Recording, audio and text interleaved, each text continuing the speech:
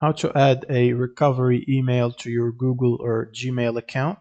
So first you want to navigate to accounts.google.com, or if you're using the Google Chrome browser and you're signed in, you can click on your profile logo here and then click on manage your Google account.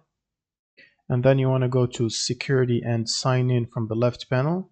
Scroll down and click on recovery email. And this should ask you to confirm the login. And after confirming the login, you should simply press add recovery email and then simply type your email address here. That is different from your Gmail, of course. And then simply press the save button.